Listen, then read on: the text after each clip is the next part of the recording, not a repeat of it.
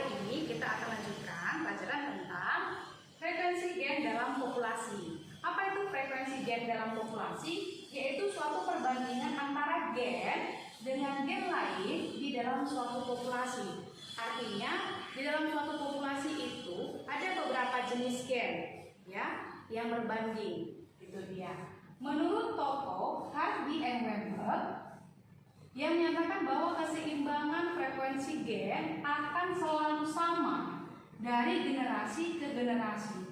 Artinya, dari generasi pertama misalnya ada 2 jenis gen, maka di generasi kedua akan tetap ada 2 jenis gen.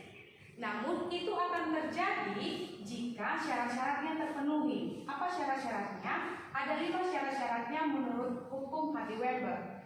Yang pertama, populasi besar. Artinya populasinya harus berjumlah anggota yang banyak. Yang kedua, seleksi alam. Seleksi alam tidak terjadi. Tidak terjadi. Artinya ketika ada seleksi alam yang akan membuat terjadinya perubahan, bisa jadi berkurang gen yang ada di dalam populasi. Yang ketiga, mutasi. Mutasi juga tidak boleh terjadi. Tidak terjadi. Karena ketika ada mutasi, mutasi adalah perubahan, berarti akan menyebabkan gen itu akan berubah.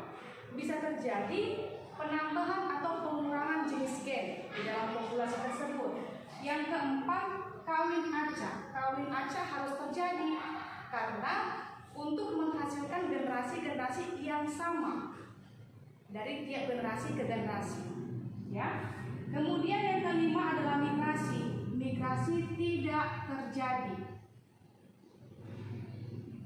Karena jika ada salah satu gen yang bermigrasi ke tempat lain, maka dalam populasi ini akan terjadi pengurangan jenis gen. Kita bisa ingat bahwa hukum Hardy-Weinberg berlaku, artinya selalu sama atau konstan jika terjadi kelima syarat ini, yaitu kita bisa singkat dengan ko, se, mu, kami, ya, ko, se, mu, kami. Tapi ingat bahwa ko-nya itu banyak, C-nya seleksi alam tidak terjadi, mutasi tidak terjadi, kawin acak terjadi, dan migrasi tidak terjadi. Oke, rumus hukum Hardy-Weinberg yang berlaku adalah P kuadrat ditambah 2PI ditambah Q kuadrat sama dengan 1 dan P tambah Q sama dengan 1. Ya. Penggunaannya, P kuadrat biasanya ini untuk homozigot dominan. Homozigot dominan. Kita lambangkan misalnya adalah A besar, A besar. Ya. Sedangkan 2PQ itu untuk yang heterozigot. Kita lambangkan A besar, A kecil. Dan Q kuadrat itu untuk yang homozigot resesif. Homozigot resesif. Misalnya A kecil, A kecil. Sedangkan P untuk A besar, gen A besar, dan Q untuk gen A kecil.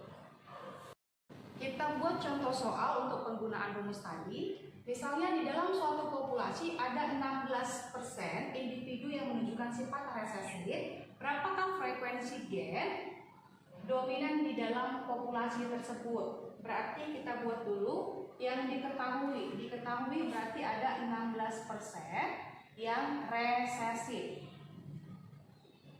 Dan yang ditanya adalah frekuensi gen dominan.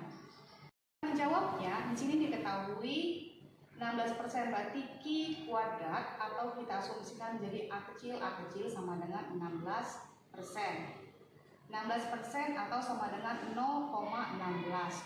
Untuk mendapatkan Q berarti akar dari 0,16.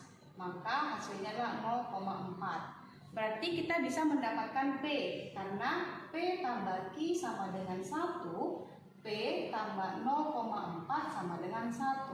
Atau P sama dengan 1 dikurang 0,4, hasilnya adalah 0,6. Maka frekuensi gen dominan yaitu P kuadrat atau sama dengan A besar, yaitu 0,6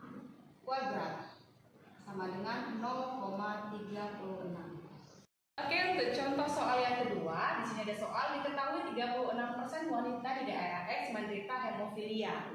Berapakah frekuensi dari wanita yang normal carrier? Kita tahu hemofilia itu adalah penyakit menurun terpaut kromosom X, di mana wanitanya memiliki 3 genotip, ya, ada homozigot dominan, homozigot resesif, dan heterozigot. Diketahui di sini adalah 36% yang hemofilia.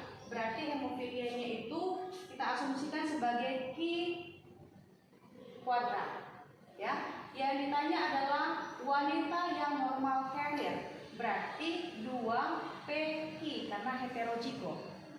Oke, maka kita jawab Q kuadratnya sama dengan 36% atau 0,36, maka Q-nya adalah akar dari 0,36 sama dengan 0,6. Kemudian kita bisa cari P-nya, P tambah Q sama dengan 1, berarti P sama dengan 1 dikurang 0,6 karena Q-nya tadi 0,6, ya. Maka untuk mencari yang normal carrier 2PQ, kita masukkan 2 kali P-nya adalah 0,4, ya, 0,4 dikali Q-nya sama dengan 0,6. Maka hasilnya adalah 0,48 frekuensi gen wanita yang normal carrier di daerah X. Demikian penjelasan tentang frekuensi gen dalam populasi beserta dengan rumus dan contoh soalnya. Mudah-mudahan kalian dapat mengerti dan pahami. Kalau belum mengerti, chat pribadi Ibu. Terima kasih, tetap semangat.